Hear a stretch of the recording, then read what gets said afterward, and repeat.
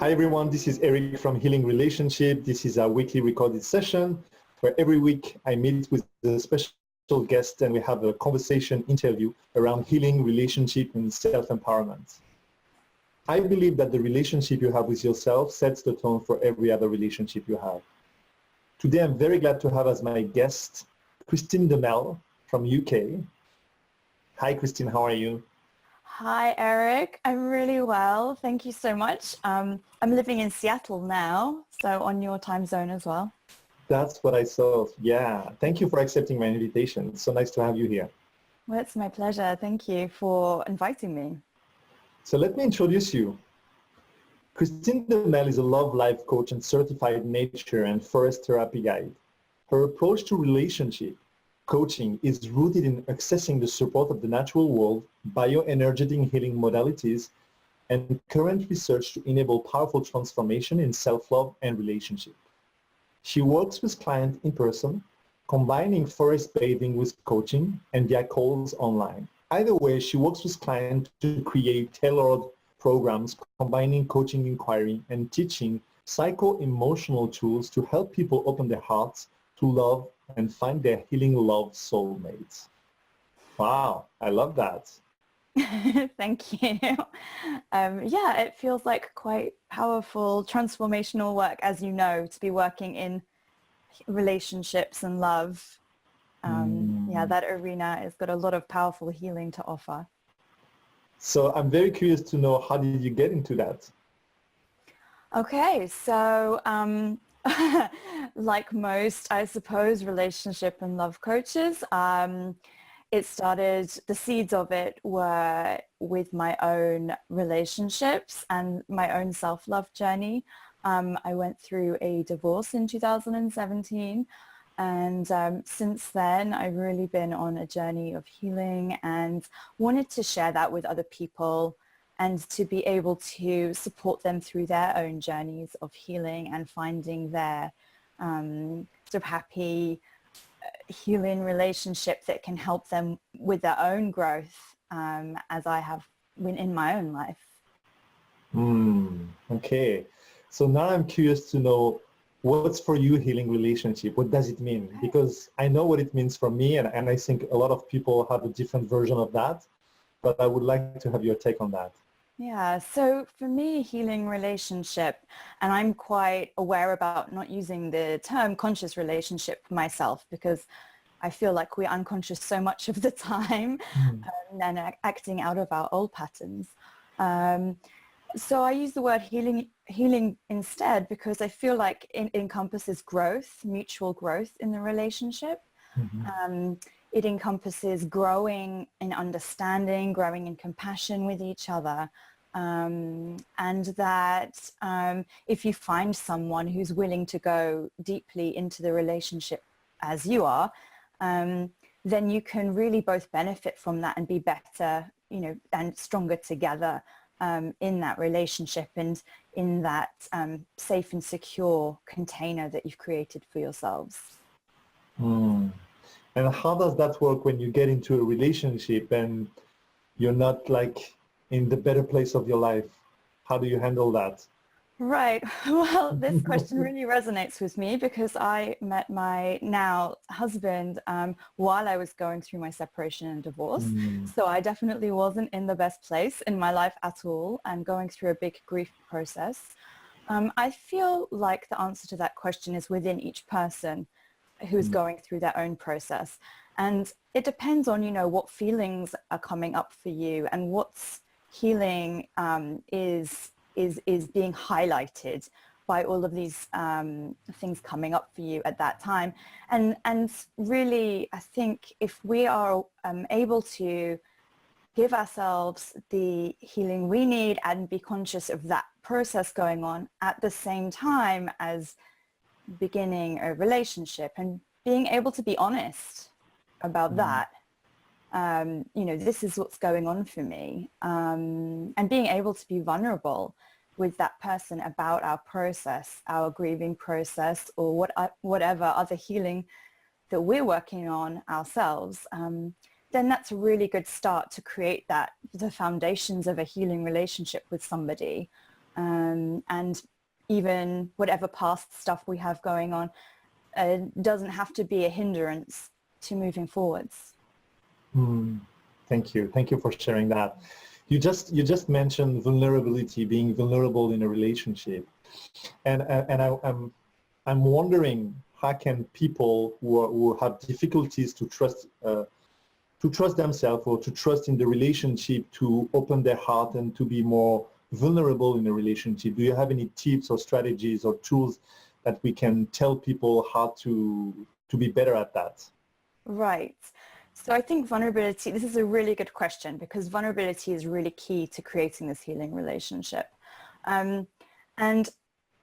So I believe that we can create the security and safety within ourselves to be able to open up to other people in this way through a variety of methods. One really important one is through connecting to nature and grounding down in nature. Whenever I was on my healing journey in the woods or something like that, I would get this really strong message of, it's going to be okay. And it cut through a lot of the anxiety to do with taking a risk in a relationship. The other thing which I really found and that I advise to my clients is that we can get this sense of embodied intuition once we calm our nervous systems down, which can happen, can happen even in a 20-minute walk in the park. Once we actually manage to get into our heart space, we can feel into our embodied intuition a lot more easily. And this can help us also cut through a lot of the uncertainties of, dating or who to choose to be a partner. Do we want to continue down this road with them if we've had a big fight or argument? What are we going to, are we going to risk being vulnerable with them? And so, being grounded can give us this sense in nature, can give us this sense of safety, of security, of like more calmness and peace, and enable us to access this embodied intuition, which can allow us to take the risk, to be courageous. And so those are probably my top tips for this, to allow ourselves to open our hearts to somebody else. Thank you. Well, you mentioned so many things right now that okay, so let me ask you a question, because you talked about taking risk. I love that, and thank you for mentioning that, because I think that whenever we get into a relationship, whether we're ready, not ready, or whatever, we are willing to take a risk. We need to be ready to take a risk, right? Because we never know what's going to happen. So thank you really for mentioning that. The other thing that I really appreciate about what you're saying is, for you, it's almost like I hear you saying that it's the most important is to always to ground yourself, and how you ground yourself is going into nature. So what is it that this magic that happens when we are in nature? Mm-hmm. Well, in nature, there's a lot of different magic that happens.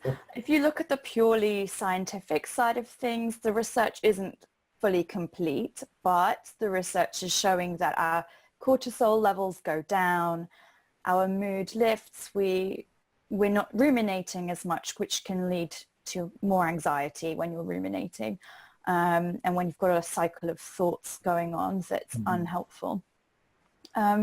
And also we can increase our creative problem solving, and also increase our sense of awe in nature. And all of these things can help us physiologically where we are. But also I think there's an added ingredient, which is more that what you're just sort of suggesting, this magic. Also, I think we can access a lot of wisdom in nature. For example, poets have over the centuries used nature as a metaphor for being able to understand our feelings, to be able to understand our inner landscape. And I think that is when you actually slow down and you enable yourself to be with nature in your senses, and also noticing what's going on in your body, you can start to see some of these metaphors, and you can start to access some of the nature wisdom about transformation, about giving and receiving, about flowing, about many different things, which can be just the right thing you need to be aware of at that time in your healing journey. So I think that there's it's multidimensional, the way it helps us, and we also don't fully, scientifically understand all of the mechanisms yet, but it certainly does have quite a lot of power to it that is now, I mean, even in the UK, they've started social prescribing, wherein you go to the doctor and you get a note to say, go for a walk in nature for half an hour. So it's becoming more and more recognized as a healing modality, and I think it's a really powerful one. Yeah, I totally relate with that. I grew up in city. I grew up most of my life. I was in Paris, so I was a city guy. So I didn't know what nature was about, and I thought that being a city guy what defined me. And at some point in my life, and after going through some challenges in my life, especially in relationship, I had a call. Like somehow nature called me. So I started to go to the woods. I started to go to forest. And then when I go to near the water, whether it's a lake or whether it's the ocean, I can feel what you're talking about. I started to feel that. And suddenly I started to feel the magic and the call to go more towards that. And that's one of the reasons that I moved from Paris to Vancouver, because Vancouver, it's a city where the nature is like so magnificent and present everywhere you go. And so I totally relate with that, with the physiology and the physicality and the multi-dimension. When we are in nature, our nervous systems calm down, and we can really take time like to be with ourselves and somehow I can even say be honest with ourselves, like being raw. Do you relate with that? Yes, absolutely. I think in my experience, part of what happens with feelings of depression and anxiety is like there's repressed feelings going on. And if you spend time actually allowing yourself to become conscious of these feelings, allowing yourself to become aware of them, some feelings are really powerful, and maybe we push them away, like grief or fear, and so if you're in this supportive environment, it can make the difference between allowing yourself to lean into feeling your feelings and be able to process them and move forwards, or just keep going on the treadmill of distraction, and that actually really makes a big difference to relationships as well, because if you have the opportunity to connect to your feelings, you can tell your partner about them. You can tell your partner about what you need, and if you don't connect to those feelings, then sometimes it can come out in other ways which are less helpful to the relationship. So I really think, and also another thing about nature and relationships is I find that it's a good place to actually have difficult conversations. If you have a challenging conversation and you feel like you're going to need to be vulnerable with your partner, choosing some beautiful nature spot as a location can actually really help the conversation to be framed in a different way, a calmer way. And maybe you still have some feelings of, this feels really uncomfortable, but it helps the uncomfortable part of it feel less acute maybe than if you were just sitting on the sofa at home or something like that. So I think that that's another way it can support the relationship. I really like that. Yeah, absolutely. I would encourage everyone to go to nature and have conversation in nature. I mean, that's part of your of what you do, right? Yeah, so with the nature and forest therapy guiding, it's about connecting people to nature. It's about a deep immersion.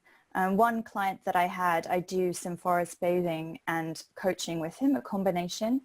And he said it was like in 2 hours, like being on a weekend retreat. So it gives you that deep immersion over a shorter space of time, because you're offered invitations, which are essentially suggestions, how to get into your senses, how to get into your imagination, how to get into that space. You know, like when you're a child and you're looking at the sky and you see the clouds and you see maybe different animals or creatures in the shapes of the clouds. We call that liminal space in nature and forest therapy guiding.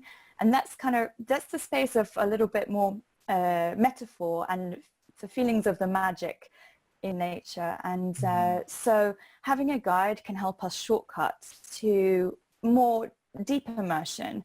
And with my clients, we also do sharing circles, and we speak from the hearts, just witnessing each other, which is separate to the coaching, which is then more in-depth questions and inquiry. But I think that simple question of what are you noticing can bring so much out. You know, what are you noticing in your heart, in your body, in your senses as you're having this experience? And just being present with that is powerful in itself. And we don't often get a chance to connect to other humans in that way, let alone have a deeper nature connection in our local park, or, you know, place you might go for a hike, and maybe not notice all of the things around you in as much depth as you might if you were going slowly and with more awareness. Yeah. I like how you describe being in nature. It's like being like it's an invitation to feel yourself and to feel what's going on within yourself, whether you have awareness or not. But just that the first step is like an invitation to connect. Right. And I think part of what is so important about this style of nature connection is that people feel so constrained in their everyday lives most of the time, in routines, in stuff they've got to do. And so this is an opportunity to have freedom, and to also have freedom to interpret the invitations in a way that feels right to them, in a way that intuitively feels right to them. So, that's kind of a rare opportunity. I mean, some people say, oh, I rarely get to sit down and just be for 20 minutes. But I think it's also quite rare that we have this invitation. So much of our internal monologue can also be, we should do this, we should do that.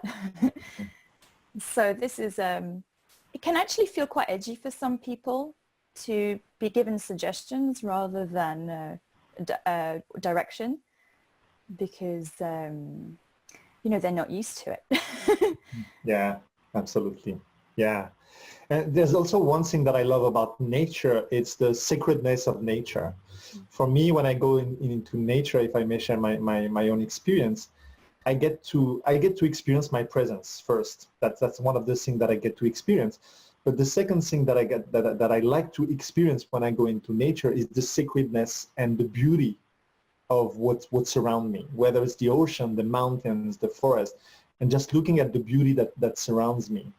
And that really helps me to calm down, and that really helps me, as you said, to connect with myself in a deeper way, and to practice being in touch with my intuition. And what is my next step, or what do I need to do? Or maybe I don't need to do anything, and maybe I just need to be in nature for whatever timing is, and that's it. And maybe the next day, or maybe when I come back home, there is like an insight coming, and there is like a whispering coming to my ear, telling me something about that I need to know, or that I need to address, something like that. So I really appreciate you mentioning that. Do you have anything to say about the sacredness of the nature? Yeah, I think I relate to what you're saying, first of all, the little whispers of wisdom, but also there can be incredibly profound things that can come to us. So in terms of the sacredness of it, I mean, I feel like if this practice of nature connection helps us with our lives, which are sacred, then it's a sacred practice.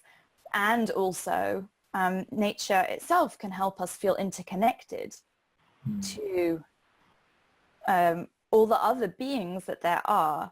I mean, trees and plants, the water, bodies of water, and also, therefore, to ourselves and to other people, because we're not separate. We're also part of nature. So I think it's this element of interconnection and the inner divinity within all of the beings, including the earth underneath our feet, that is so part of what's so precious to me about this practice. And like I've said before, I think grounding with the energy of the earth is something that a lot of people need. And from speaking to clients, it's something that a lot of people in their everyday lives, they're not really used to doing this. You know, people live in their heads a lot and they live in their hearts quite a lot. I think it depends on the person, obviously. But some people I speak to have very big hearts and they have all the emotions going on. And some people have very intellectual jobs maybe, and they have a lot of head stuff going on and they kind of ignore what goes on below the middle of their body. And this, I feel like it can help in so many ways to access our self-worth, actually, and our, which is, I think, like our inner divine spark and the thing we share with all of the other beings. So, yeah, a lot of things to say about sacredness. No, I love that. I love that. And it's also reminding me appreciation. I mean, when I am in nature, and I'm sure you relate with that, it's the appreciation of beauty, it's the appreciation of this sacredness. And I can totally relate with you when we can transcend that and put it in relationship. If we are connecting with nature and we make it something special and appreciate what we can have from that, the wisdom, so then what can we do about that in our relationship? We can do exactly the same, because a relationship, it's part of nature, it's part of our nature, it's part of the connection that we need to have with other people. So if we make it sacred, then we can connect to ourselves, to our partners, but we can also be in appreciation about what's going on, whether it's chaos or whether it's like beauty and flow and everything perfect, right? Yeah, I love this question because it's resonating with me. I'm thinking about, yes, that it's really important to see the inner divinity in our partner in a way that helps us to transcend like everyday little arguments or conflicts we might have, misunderstandings, and to honor that our love happens at this kind of higher plane of our best selves, you know. But also there's another part to it, which I think is appreciating ourselves as human animals. And, you know, what you said about chaos, it reminded me of that, because I feel that we get taught a lot of things as children that then we have to try and undo as adults. A lot of things that try and make us have, you know, good manners in public or whatever. But really, you know, understanding our fight or flight mechanism, for example, can help us in our relationship a huge deal. Understanding our sexuality, our nature as sexual beings can help us in relationship a lot. Yeah. And there are many other things, but also one other part of this to me that's important is being able to express our emotions through our bodies. Like we get taught a lot of the time, you know, don't yawn, it's rude. Don't stretch in a class, don't do this, don't do that. Basically be still and learn, or whatever the things we get told as children. And all of these things, you know, all of these things our body wants to do, it's like a release of tension.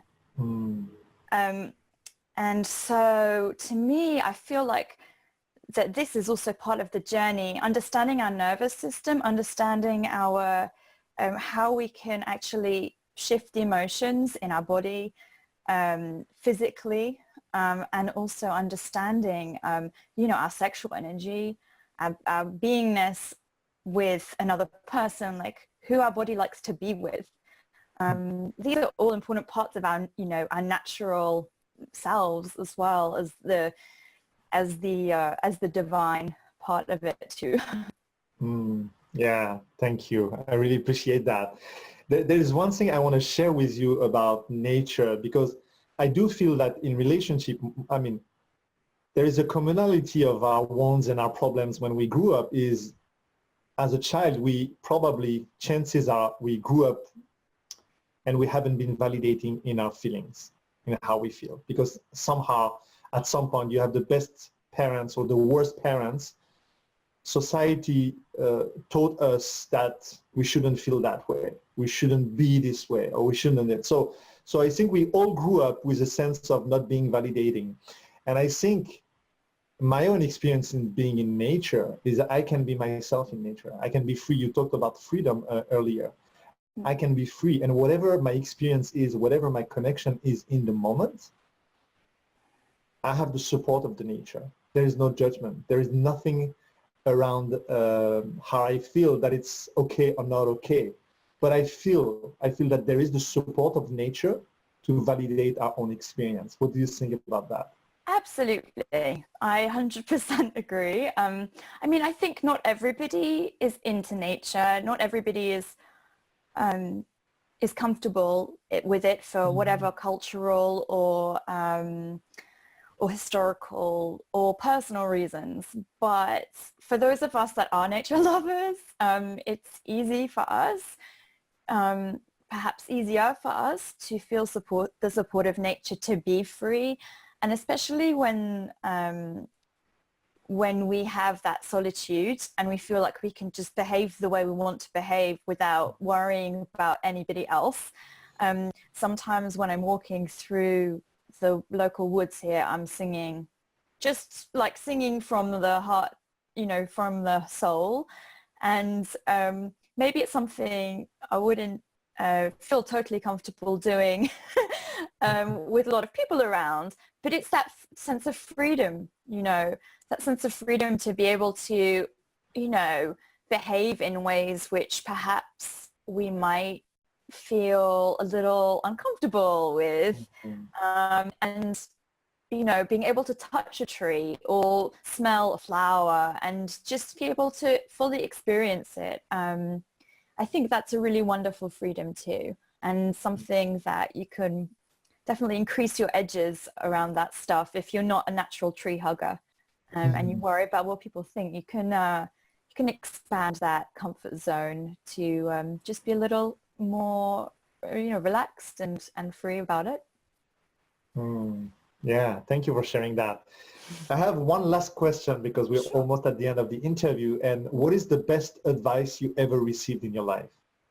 Oh, that's a really good question. The best advice I ever received in my life. Does it have to be from somebody else? No, it can be from yourself. Okay.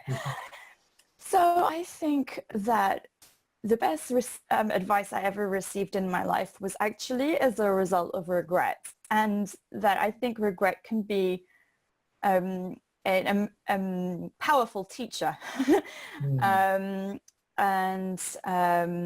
So I think the best advice I ever received was from this sense of maybe I'm struggling to get this out, but the advice was to follow my intuition no matter what.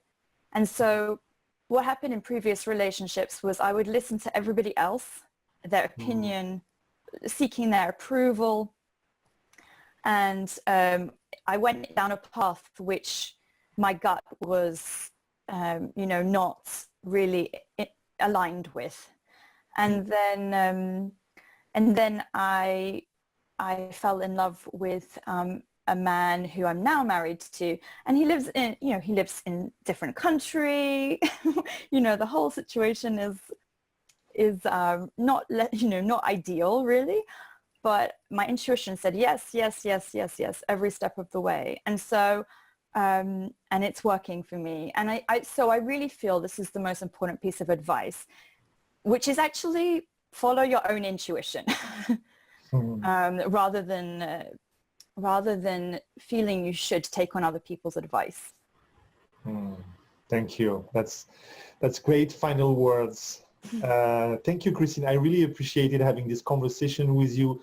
I really like your authenticity and the way you shared with us about nature and how to connect more with nature and the impact that we can find in that in our relationship, whether it's with ourselves or with our partners. Do you want to say a last word before we wrap up? I just want to say thank you so much for inviting me. And if you've listened to this until the end, I really appreciate it. And if you want to follow me on Instagram, then you're welcome to. Yeah, what's your website? How can people can find you? Hearts and Roots Guide. Yes. .com. .com. Yeah, and it's the same for Instagram. So Hearts and Roots Guide at the end of Instagram.com. Yeah. Thank you very much, Christine. Guys, it's time to wrap up. So thank you very much for listening to this beautiful interview. And as I always say, until next time, if you open your heart, you have all the love you need. Bye, guys. See you next time.